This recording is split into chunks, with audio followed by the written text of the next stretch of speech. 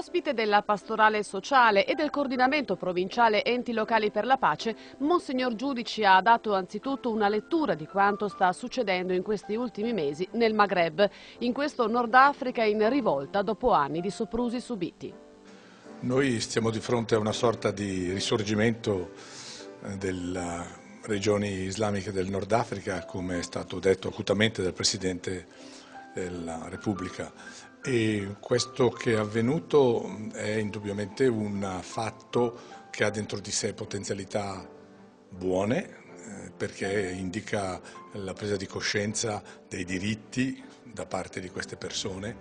Immaginiamo cosa voglia dire per un giovane uomo, una giovane donna, pensare che il suo futuro è in Europa, perché nel suo paese c'è una politica sbagliata che non apre il discorso della cultura e del lavoro.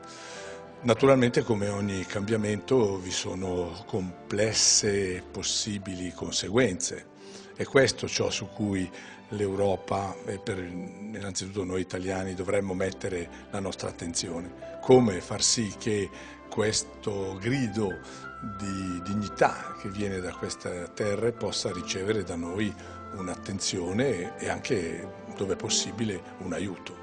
27.000 profughi sono già arrivati a Lampedusa, prevalentemente tunisini e algerini, ma si attendono anche i rifugiati libici. Tutto questo sta spaccando l'opinione pubblica e creando diffidenza, paura e tensioni.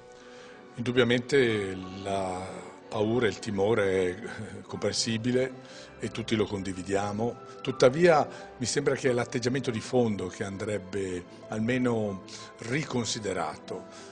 Come capita qualche volta anche in casa nostra, arrivano improvvisamente dei parenti, ci si stringe e per una notte ce la facciamo. Arriva tardi la gente in casa nostra, ma per un po' una cena almeno un po' più frugale, ma tutti possono mangiare. Sarebbe bello che tutti insieme questo fosse il nostro ragionare. Questa gente che viene, in sostanza viene perché è a disagio, viene ma non è persuasa di rimanere qua, nel senso che desidera proprio ritornare là dove ha fatto reazioni a un governo ingiusto, e quindi noi dobbiamo pensare e anche operare perché queste persone trovino un temporaneo ricovero e possano così essere restituite. Se riuscissimo a cambiare mentalità, forse qualcosa di positivo potrebbe nascere anche da questa emergenza. Libertà religiosa, via per la pace era il titolo della serata, una libertà che molte minoranze cristiane in terra musulmana, soprattutto negli ultimi mesi, non hanno sicuramente vissuto. Basti pensare all'assassinio di Shahbaz Bhatti, ministro pakistano per la tutela delle minoranze, ucciso a Islamabad lo scorso 2 marzo. Innanzitutto occorre riconoscere che c'è Islam e Islam. C'è l'Islam del Pakistan, c'è l'Islam dell'Afghanistan e c'è l'Islam della Tunisia e dell'Egitto. Per esempio l'Islam dell'Egitto convive da millenni con il cristianesimo, una minoranza notevole di cristiani.